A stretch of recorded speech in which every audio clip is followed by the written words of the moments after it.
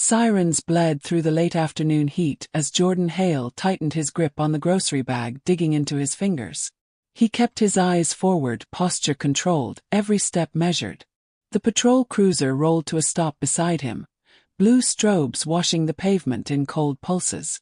Officer Cade Mercer stepped out, hand already resting on his holster, expression carved into suspicion. Jordan felt the familiar drop in his stomach, the one learned after years of sidestepping assumptions that clung to him louder than his own name. He straightened, steady breath, no sudden movements. But Mercer was already advancing. "You match the description," Mercer said. The words hit like impact. No description was ever specific. Just a black teen. That was enough. Jordan tried to speak, but Mercer stepped in fast, grabbing his wrist. The grocery bag split, apples rolling across the concrete. A woman nearby paused, watched, then walked away. A pressure spike shot up Jordan's arm as metal cuffs locked around him. He swallowed his rising anger. His father's voice whispered from memory, "Hold the line. Survive the moment."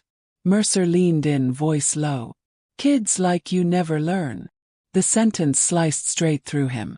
A door slammed, Mercer forcing him into the back of the cruiser. Jordan's head struck the window as the car jerked forward. Outside, bystanders raised phones. Inside, Jordan's pulse hammered a single realization. Mercer hadn't even asked his name. And as the cruiser sped toward the station, Jordan saw his phone light up in his pocket with an incoming call. His father's private line. He couldn't move to answer it. The screen kept glowing. The cruiser kept moving. And Mercer kept smiling. Cliffhanger holds.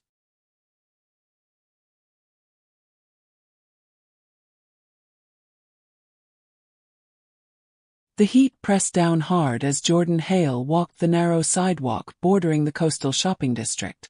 Cars drifted by in slow waves, sunlight glinting off polished hoods as if the entire street were performing ease. Jordan shifted the grocery bag in his hand, feeling the weight of fruit and a box of pasta knocking against each other. His shoulders were tight, though he kept them squared. Years of practice. A low hum vibrated behind him.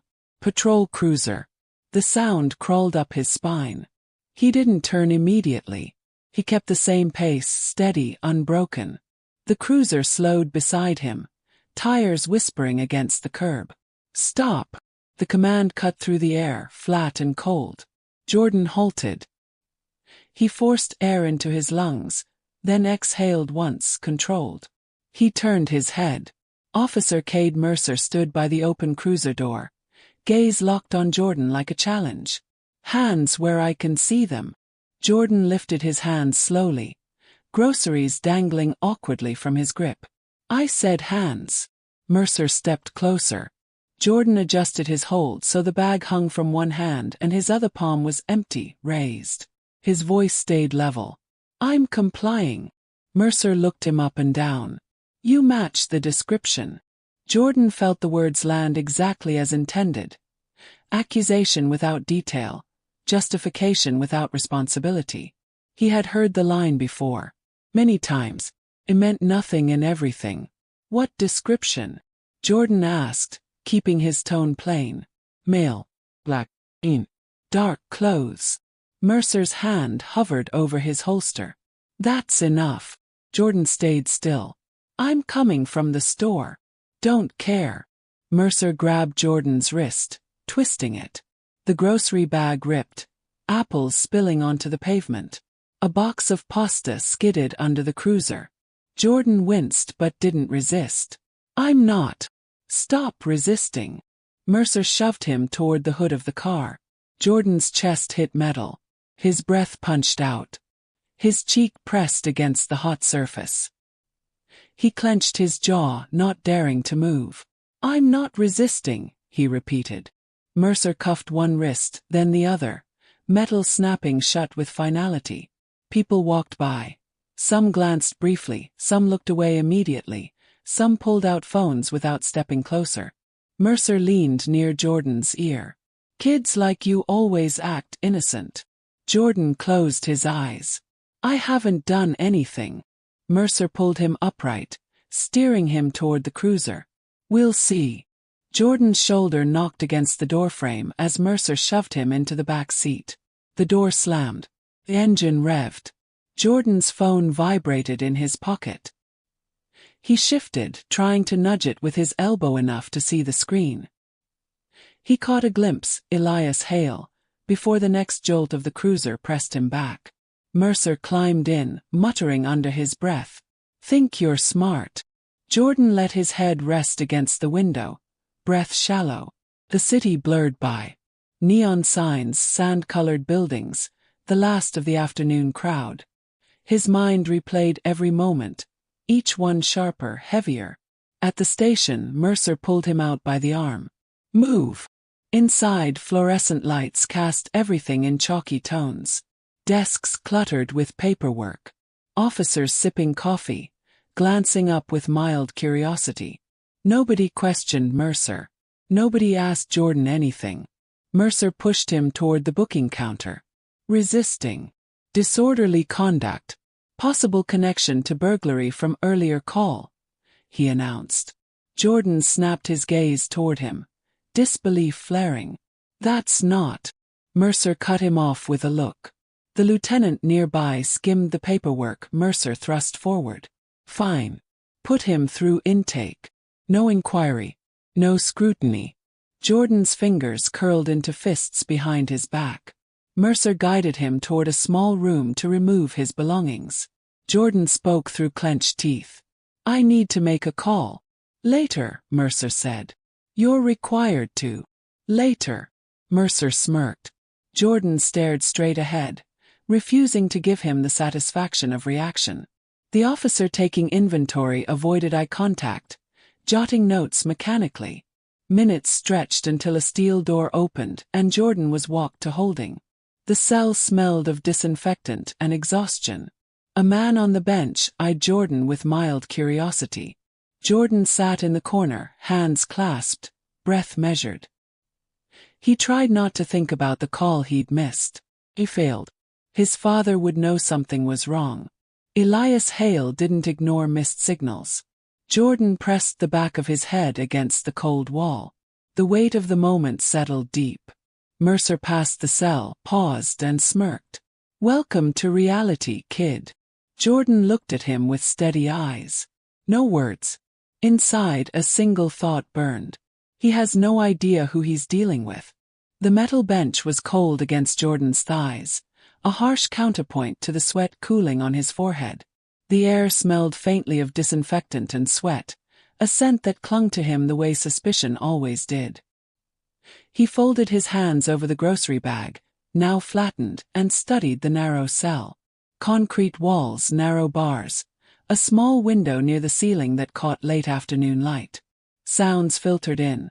Footsteps on linoleum, a distant phone ringing, the faint hum of the ventilation system. Other detainees lounged along the benches or sat silently, eyes flicking in his direction. They registered him immediately. Clean, well-dressed, out of place. A boy a few years younger muttered something under his breath and shrugged. Jordan ignored it. He had learned to measure every movement, every glance. Nothing could give Mercer leverage. Mercer walked past the cell again, deliberately slow. His presence was a calculated pressure. "Hope you like the view," he said, voice low, sarcastic. "It's homey." His smirk didn't reach his eyes. Jordan remained still, gaze forward, counting the hum of fluorescent lights like a mantra. Mercer moved on. Jordan replayed the arrest in his mind. The casual assumption, the fabricated charges, the way Mercer's confidence had drawn power from nothing more than skin and age. He could feel every injustice as a physical ache. A whisper of rage, a pulse of fear, a sharp edge of disbelief. Footsteps hurried outside. The cell door rattled. A small group of officers passed. Conversation clipped. Jordan caught fragments. "Kid's father is wealthy. Don't want this on the news. Just make it disappear."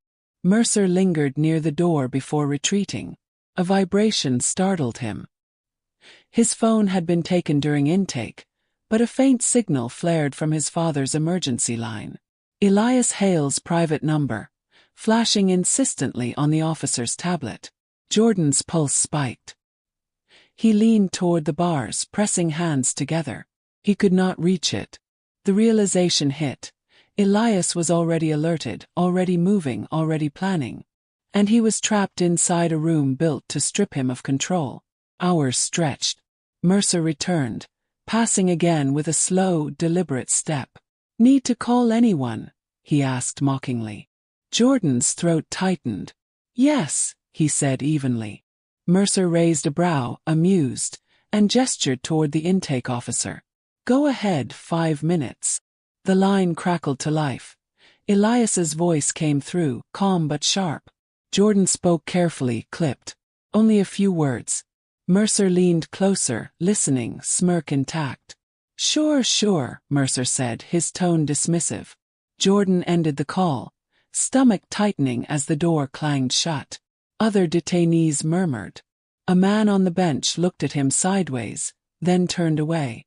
Jordan understood immediately. His silence, composure, everything communicated more than words could. Mercer had underestimated him. They all had. Time passed differently inside the cell. The sun shifted, streaking lines across the concrete floor.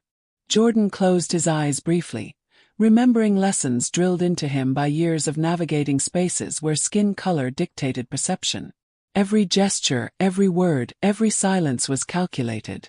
Survival was a strategy. At one point, Mercer passed by, nodding toward him with a faint, condescending grin. Jordan looked back, steady, unwavering. Mercer's smirk faltered for a microsecond, a crack in his mask. Jordan sensed it immediately. That fissure was all he needed.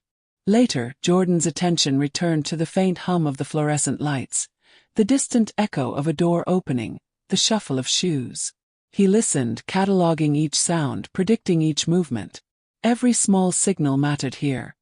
Every glance, every word, every silence built the pattern. The system relied on obedience. He would bend it to survive, but never break entirely. A shift in the corridor, Mercer heading toward the back office, alerted him. Jordan watched, calculating. He could hear officers talking about him, mocking, doubting, shielding themselves behind hierarchy and protocol. Jordan absorbed it all, filing each fragment as a future weapon. He let the weight of the moment settle, a quiet, coiled presence. Outside, he knew, his father had already mobilized. Security, attorneys, influence ready to move against Mercer and the precinct. Inside, he remained still, eyes forward, mind sharp. The humiliation and anger coexisted in a tense equilibrium. The day waned. Jordan shifted slightly on the bench, muscles stiff, heartbeat steadying. The cell was small, constrictive, but it had not taken his mind. He had not given Mercer anything. The officer believed he held control. Jordan knew better. A sudden loud slam echoed down the corridor. Footsteps approached, deliberate, hurried. The cell door rattled violently. Mercer's voice barked. "Hale, your ride is here." Jordan rose slowly, composure intact.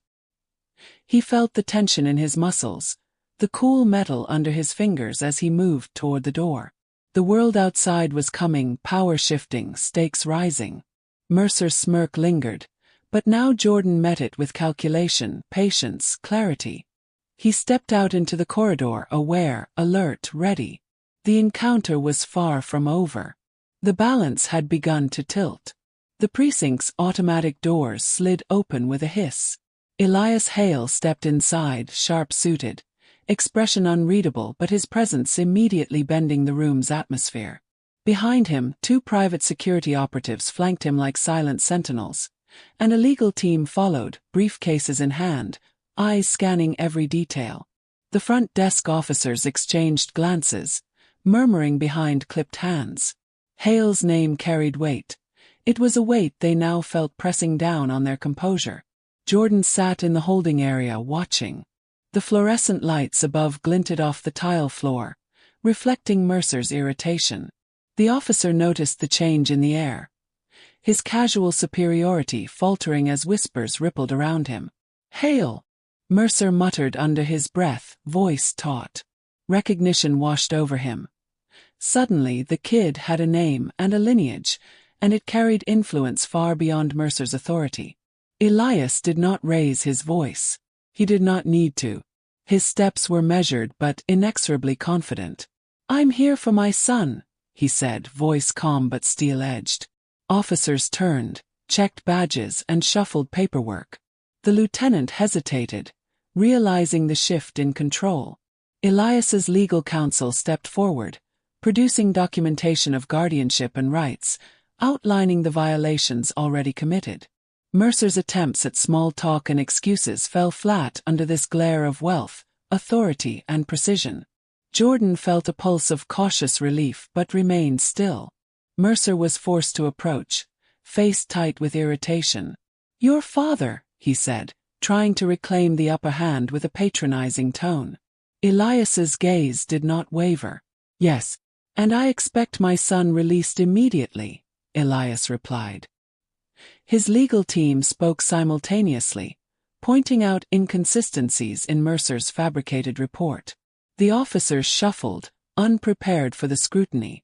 Mercer flinched at the accuracy of their observations, knowing they could unravel him quickly. Jordan rose as Mercer was commanded to bring him forward. Every step toward his father was calculated, measured, a balance of relief and residual tension. The corridor seemed narrower now, every surface charged. Mercer's eyes met Jordan's for a brief moment, and a silent exchange passed between them. Challenge met with observation, contempt met with patience.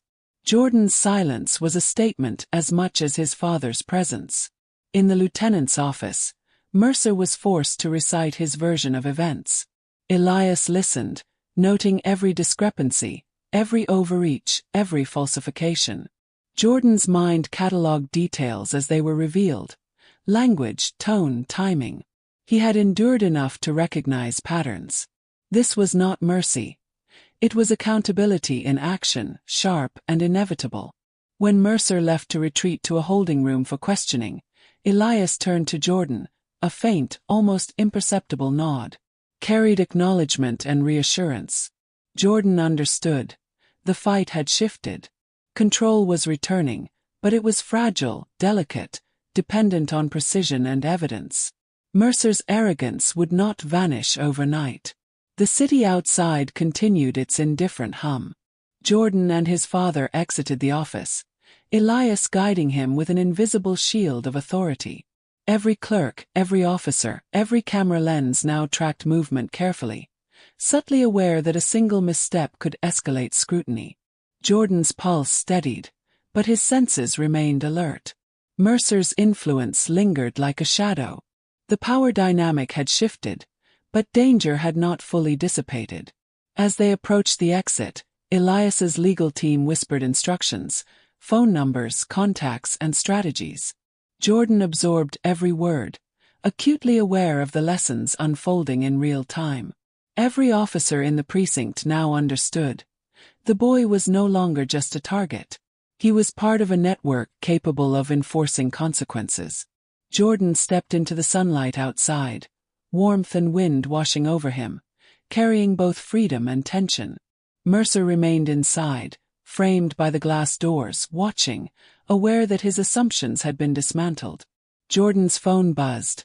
Messages, news alerts, social media flags, but he ignored them. He understood fully now the game being played, the stakes, and the silent rules of survival and exposure. For the first time since the arrest, Jordan allowed himself to exhale, measured and controlled. But he did not relax. Mercer had not disappeared. The shadow of the officer's contempt still lingered, a subtle reminder that the system was neither fair nor predictable. Elias's presence provided leverage, but not immunity. Jordan had learned that even power could not erase the lessons of humiliation and mistrust he had endured. They reached the car. Elias opened the door for Jordan, his gaze sweeping the precinct one last time. Jordan entered, feeling the contrast of leather seat and seatbelt. The vehicle pulled away, leaving Mercer behind, a silent figure trapped in his own diminishing authority. Jordan leaned back, mind racing, pulse steady, eyes narrowing. He knew this was only the beginning. The ride home was quiet but tense. Each red light, each pedestrian, each car passing reminded Jordan that the streets he walked were still controlled by assumptions, by prejudice, by systemic bias. The precinct could no longer act with impunity, but neither could they undo what had already been done. The game had shifted, yes, but the fight was far from over. Jordan sat on the edge of his bed, phone muted, eyes fixed on the faint glow of the laptop screen. News feeds scrolled, headlines flaring in white against dark backgrounds. Teen arrest sparks outrage. Alleged misconduct by Officer Mercer under review. Billionaire son detained. Video surfaces. Each article repeated fragments of the story. Mercer's aggressive stop, the fabricated charges, Jordan's composure. The coverage was instantaneous, viral, relentless. Social media feeds exploded with screenshots, commentary, short clips from surveillance, and the few videos Jordan had captured. He scrolled without reacting, absorbing the public pulse like a clinician noting symptoms. The first clips were brief. Mercer reaching for the cuffs, Jordan standing still, apples rolling across the sidewalk. Jordan watched, jaw tight, seeing himself through the lens of others' assumptions. Guilt implied, innocence questioned. Comments ranged from outrage to victim blaming, coded language peppered through threads. Typical behavior. He looked suspicious. Just following procedure. He recognized these words immediately. The patterns of dismissal, the invisible hand of bias woven into narrative and perception. Elias entered the room quietly, closing the door behind him. He stood for a moment, letting Jordan absorb the screen, then placed a hand on his son's shoulder. No words, just presence, authority, reassurance.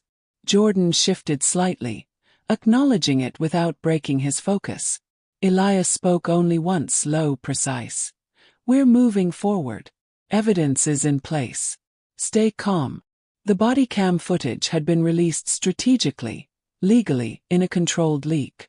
Jordan replayed it, noting Mercer's smirks, the casual demeaning remarks, the deliberate falsifications. Each frame highlighted not just abuse of power but its systemic backing. Intake officers ignoring protocol, the lieutenant rubber-stamping the arrest. Jordan felt the weight of both humiliation and vindication. The system had failed, but now it was exposed. Mercer, predictably, went on the offensive. Public statements framed him as a victim of political attacks, of a powerful father influencing narrative. Jordan watched the press clips with a detached precision. Every lie, every deflection, every smirk revealed the arrogance of impunity. Jordan's pulse was steady, though his hands clenched. He had endured this sort of manipulation before. Assumptions, casual disbelief, but never in such a public, magnified form. Messages arrived from friends, from classmates, from peers who knew fragments of the story.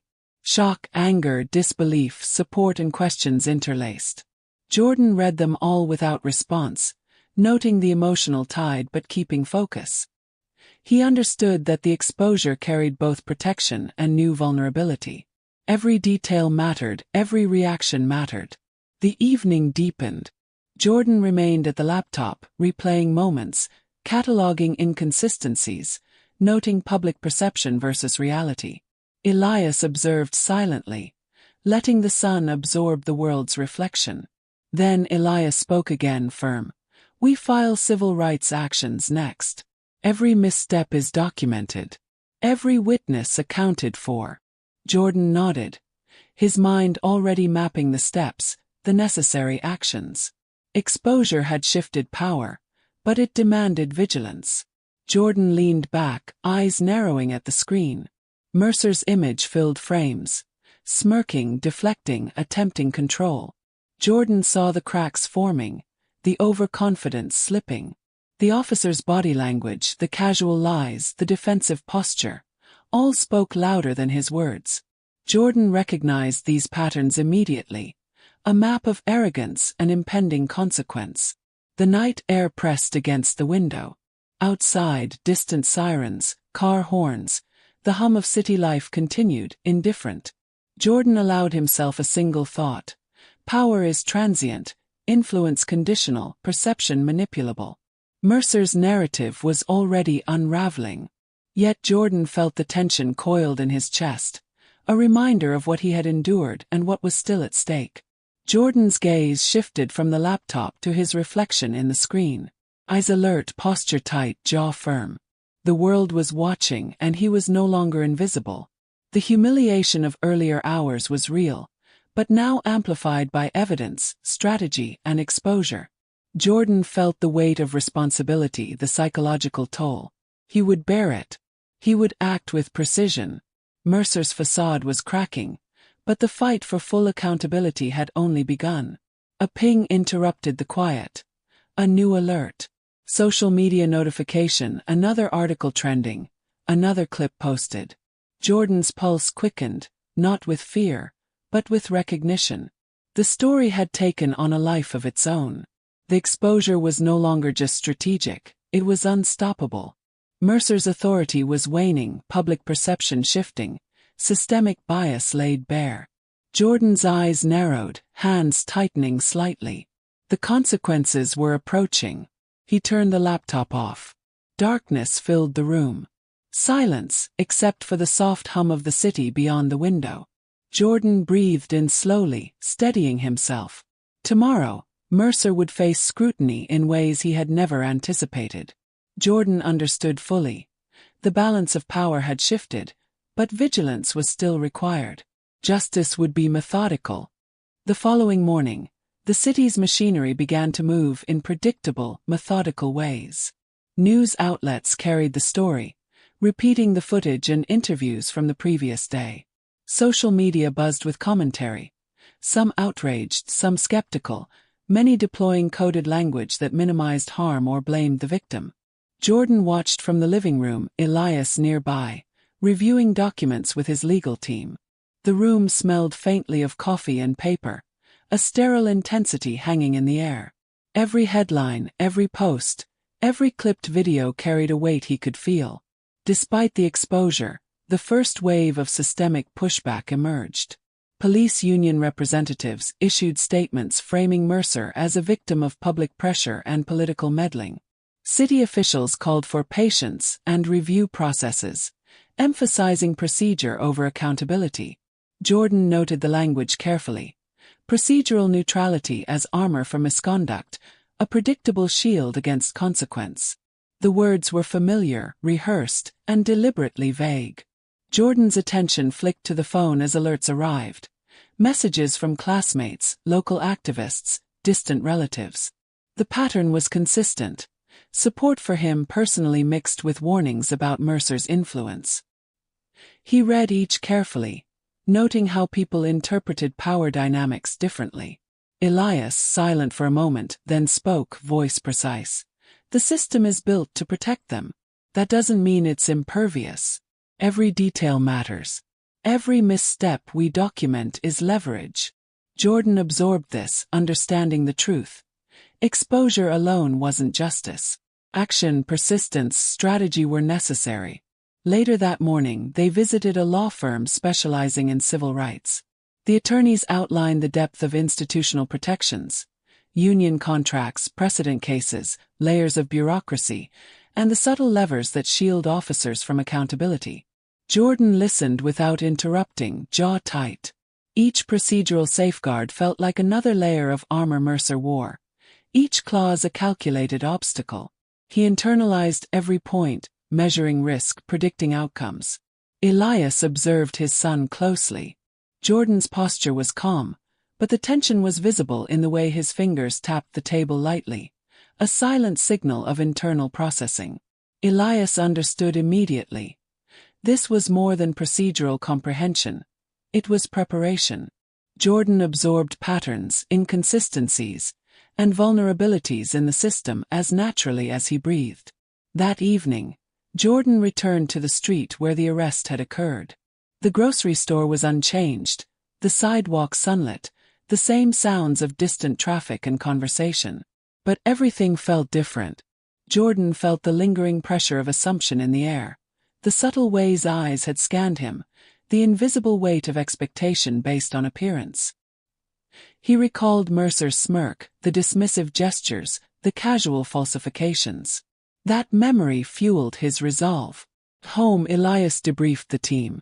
Strategy, public messaging, legal filings, social pressure, they all intersected here. Jordan listened, not as a passive observer but as an active analyst. He noted the societal patterns at work: bystander indifference, coded excuses, hierarchical defense mechanisms, and institutional inertia. He catalogued these patterns for future reference. Each layer of resistance, each obstacle, each example of structural bias became a tool, a lesson. Night fell. Jordan remained vigilant, lying awake with the low hum of the city outside. His mind returned repeatedly to Mercer. The casual arrogance, the reliance on the system's armor, the misplaced confidence that no one would challenge him. Jordan understood fully that systemic structures would not change overnight, that the psychological toll of profiling and abuse of power was cumulative. He felt the weight of that truth in his chest, a mixture of caution and clarity. Elias checked in briefly, observing without comment. Jordan noted the subtle reassurance in his father's presence. Authority, resources, strategy, and influence, all aligned to protect him, but never to erase the psychological imprint of the arrest. Jordan's mind catalogued the consequences, both immediate and long-term. He lay back, arms folded, focusing on the ceiling. The institutional armor was formidable, but cracks had already begun to form. Mercer had underestimated the combined force of exposure, documentation, and strategic action. Jordan understood that while justice might be slow and incomplete, it was attainable if approached with precision. Outside, lights flickered along the street. Inside, the room was quiet, tension coiled like a spring. Jordan's thoughts were precise, organized, alert. The fight ahead was no longer abstract. It was a tactical engagement with patterns, procedures, and human error. The day ended with clarity. The system was armored, but it was not invincible. And Jordan intended to exploit every weakness methodically. By sunrise, the backlash had sharpened. Not loud, not chaotic, calculated. The city's institutional rhythms adjusted themselves around Mercer's defense the way muscle tightens around a bruise. Jordan sensed it the moment he checked his phone. Subtle narrative shifts, reframed headlines, selective leaks from unnamed department sources.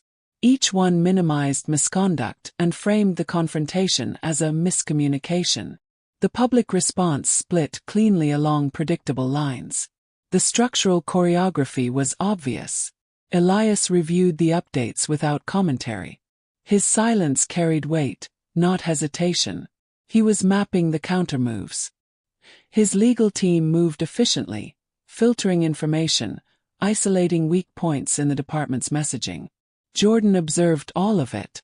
No dramatics, no emotional volatility, just a clean assessment of how power behaved when threatened. At midday, a new escalation surfaced. A local radio host invited Mercer's brother, a retired officer, onto the air. He implied Jordan had been disrespectful, uncooperative, and combative, relying on stereotypes without naming them. The performance was deliberate.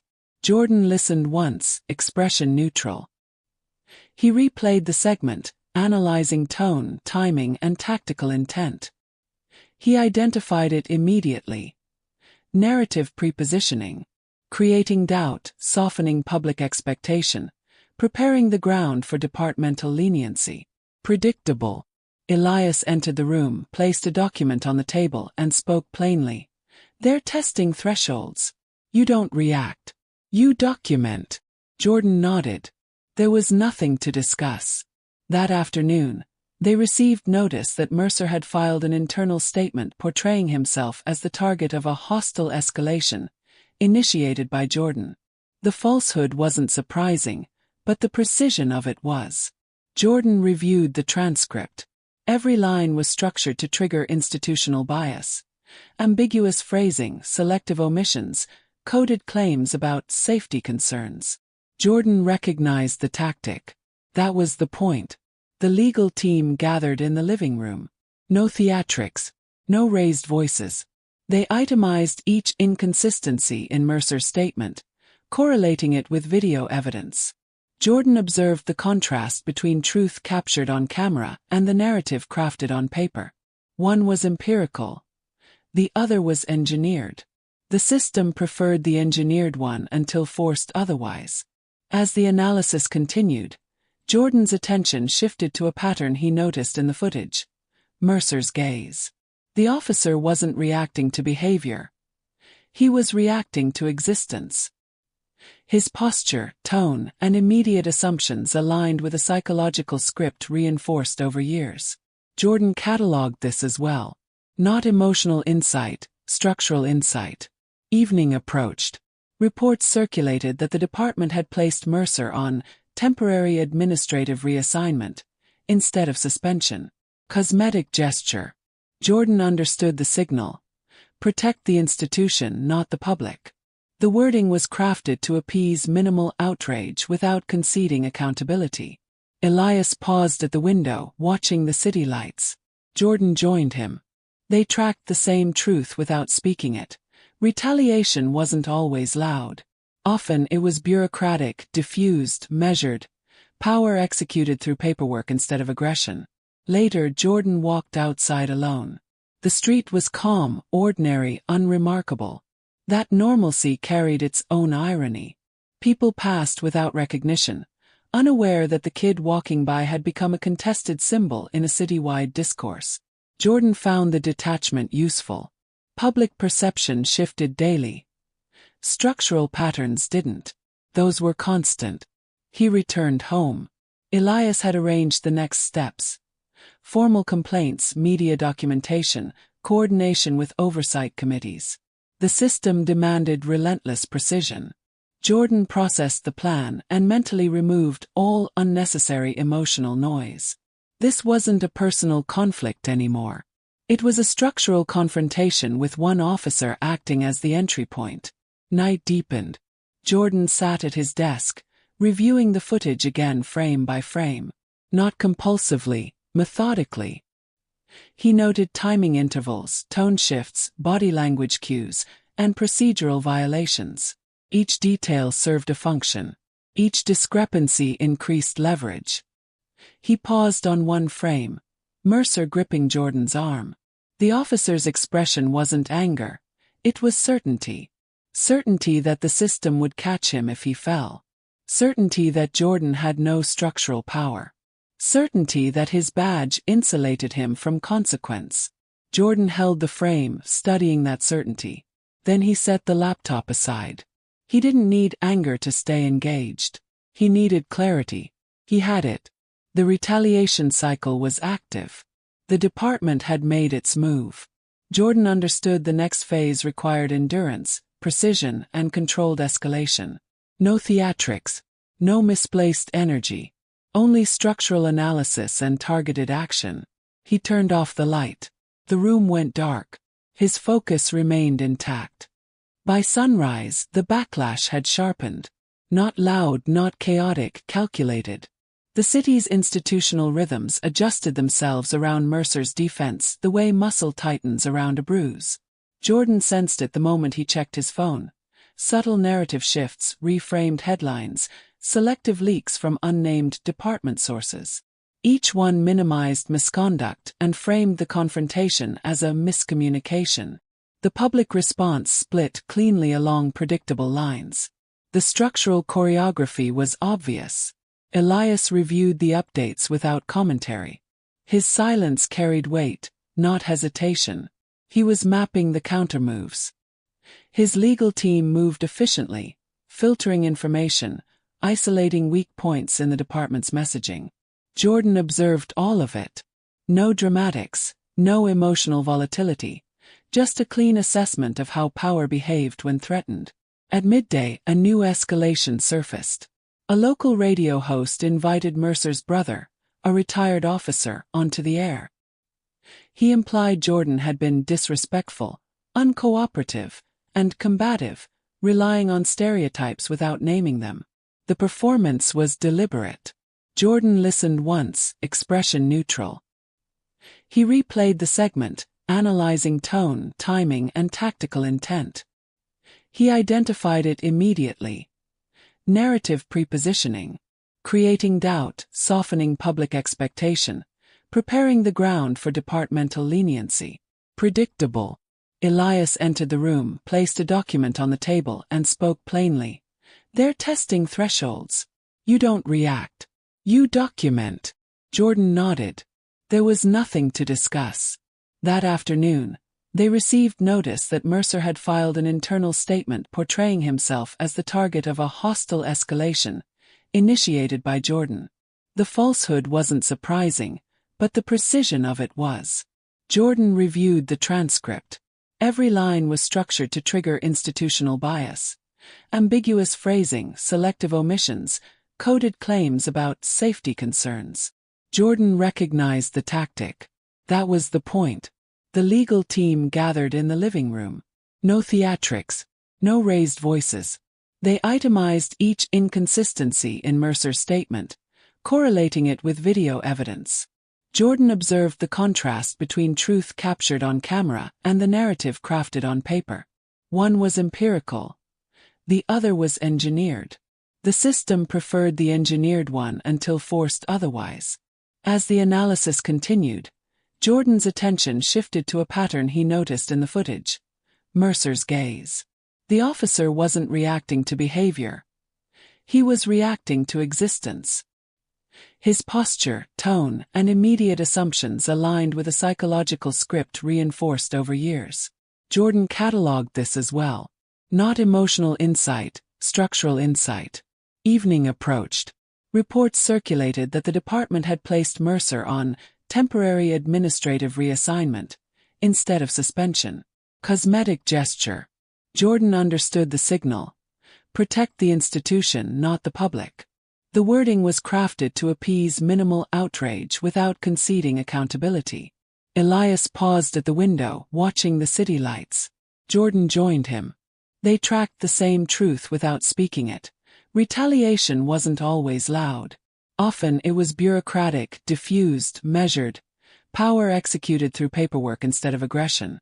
Later, Jordan walked outside alone. The street was calm, ordinary, unremarkable. That normalcy carried its own irony. People passed without recognition, unaware that the kid walking by had become a contested symbol in a citywide discourse. Jordan found the detachment useful. Public perception shifted daily. Structural patterns didn't. Those were constant. He returned home. Elias had arranged the next steps. Formal complaints, media documentation, coordination with oversight committees. The system demanded relentless precision. Jordan processed the plan and mentally removed all unnecessary emotional noise. This wasn't a personal conflict anymore. It was a structural confrontation with one officer acting as the entry point. Night deepened. Jordan sat at his desk, reviewing the footage again frame by frame. Not compulsively, methodically. He noted timing intervals, tone shifts, body language cues, and procedural violations. Each detail served a function.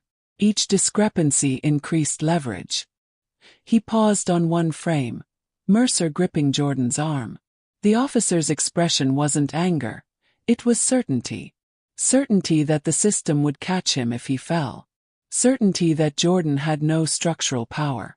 Certainty that his badge insulated him from consequence. Jordan held the frame, studying that certainty. Then he set the laptop aside. He didn't need anger to stay engaged. He needed clarity. He had it. The retaliation cycle was active.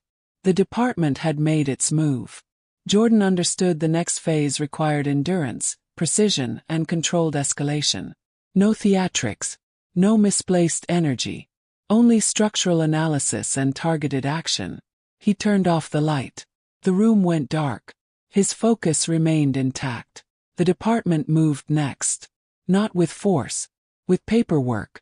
A controlled leak surfaced. An internal memo claiming procedural irregularities in the way Jordan's family released footage. The memo implied manipulation without stating it directly. Targeted credibility, not fact. Jordan read it once, stored the pattern, and moved on. Elias didn't react. They're probing for weaknesses. He reorganized the timeline binder, added the memo to the sequence, and circled specific phrases. Weaponized ambiguity. Standard institutional tactic. At noon, oversight officials requested a meeting. Not a hearing, an informal review. Informal meant undocumented. Undocumented meant deniable. Elias declined immediately. Everything on the record. The reply went unanswered. That silence was the signal. The department had underestimated the resistance. Afternoon brought a deeper shift. A civilian within the department anonymously sent Jordan's legal team an encrypted file. No explanation. No context. Elias opened it. Dozens of internal reports. Misconduct complaints against Mercer dating back 8 years. All marked resolved or unsubstantiated. Patterns matched Jordan's experience with precision. Escalation without cause, inconsistent statements, disproportionate force during minor stops. Jordan reviewed them silently. Not shock. Confirmation. One report included body cam timestamps that had been lost due to file corruption. The corruption aligned with disciplinary deadlines. The mathematics of avoidance was exact. This isn't a file, Elias said. It's systemic architecture. Jordan sat at the table, posture straight, focus unbroken. He mapped the sequence. Repeated complaints, suppressed evidence, favorable reviews signed by the same supervisor each time. No emotion necessary. The structure explained itself. Evening triggered the breach point. The encrypted file leaked anonymously to 3 journalists. Elias hadn't sent it. Jordan hadn't sent it. Someone inside the department had decided the system's protection of Mercer was no longer sustainable. News outlets published segments within an hour. Headlines shifted tone. Officer in viral video linked to multiple complaints. Pattern of misconduct raises questions about oversight. The narrative wasn't defensive anymore. It was investigative. The union responded aggressively. They issued a statement accusing the media of targeting a dedicated officer. Jordan read it. Predictable counterpressure. The system defended itself reflexively. But momentum had changed. A commentator on a major network broke the usual framing. He analyzed the complaint history and described the department's internal review process as opaque to the point of dysfunction. Nothing emotional. Pure audit. That kind of critique traveled further than outrage. Jordan's phone buzzed. A text from an unknown number. He did this to my brother. They buried it. Don't stop. Jordan read it twice. Not for sentiment. For data. The message confirmed replication across cases. Night settled. Elias assembled the next phase. A formal request for federal review. No theatrics. No moral appeals. Just a documented record demonstrating structural failure. Once we submit this, Elias said, they'll pivot from denial to containment. Jordan nodded. Containment meant scapegoating. Someone would take the fall to preserve the institution. The department would choose Mercer if public pressure reached a threshold. Not because he was guilty, because he was expendable. Jordan sat at his desk, compiling timestamps from the leaked files. He created a cross-case pattern map. Silence filled the room. Not heavy, efficient. Midnight approached. Elias entered with an update. City officials want a closed-door meeting. No cameras. No recording. Jordan didn't look up from the pattern map. No. Elias accepted the answer without reaction. Outside, the city moved as usual. Streetlights, traffic, background noise. No visible sign that institutional fault lines were shifting. But they were. Not dramatically. Not publicly. Structurally. Jordan closed the last file. His conclusion was clean. The system hadn't malfunctioned in Mercer's case. It had functioned exactly as designed. The breach wasn't the leak. The breach was recognition. City Hall activated crisis protocol. Not the public kind. The internal kind. Silent scheduling shifts. Off-record consults, controlled communication funnels. Jordan observed the pattern through secondary signals. Delayed statements, inconsistent messaging, abrupt changes in departmental spokespersons. Fragmentation indicated institutional stress. By mid-morning, a council member released a terse post calling for a full evaluation of Mercer's conduct. Vague phrasing, intentional deniability. It signaled fear of public backlash, not commitment to accountability. Jordan archived the statement. Elias entered with a stack of printouts. Pressure points are aligning. They'll sacrifice someone soon. He didn't specify who. It was unnecessary. Mercer had become mathematically optimal as a buffer. At noon, the department held a press conference. Controlled environment. Rigid podium placement. Pre-selected reporters. The deputy chief delivered scripted lines about community trust, ongoing review, and respect for all citizens. Not once did he reference misconduct. Not once did he reference Jordan. Reporters attempted follow-ups. Questions were ignored, redirected, or reframed. After 3 minutes, the conference ended abruptly. The brevity was strategic. Limit exposure, prevent narrative drift. Jordan watched the footage without reaction. The deputy chief's avoidance didn't signal strength. It signaled fracture. By afternoon, the breach expanded. Journalists published synchronized investigative pieces revealing suppressed complaints, timestamp inconsistencies, and missing footage. The pattern was unmistakable. Public discourse shifted from individual misconduct to structural concealment. Systemic language replaced personal blame. The department's internal affairs office doubled down. They released a statement describing the leaked files as unauthorized and incomplete. Jordan recognized the tactic. Discredit the source, not the content. Failed. Analysts reviewed the documents and confirmed consistency across multiple cases. At 4:20 p.m., the mayor confronted the collapse point. A reporter asked directly whether the city would initiate an independent investigation. The mayor hesitated, 2 seconds too long. Cameras captured it. That micropause triggered immediate interpretation. Hesitation signaled political vulnerability. Jordan replayed the clip. The mayor's facial microreactions indicated calculation, not conviction. He catalogued it. Evening triggered the first institutional retreat. The department announced Mercer's suspension, pending further review. Not termination. Not admission. Suspension. It was the system's first attempt at controlled sacrifice. Elias read the statement and set it aside. They're hoping this stabilizes the narrative. Jordan understood it wouldn't.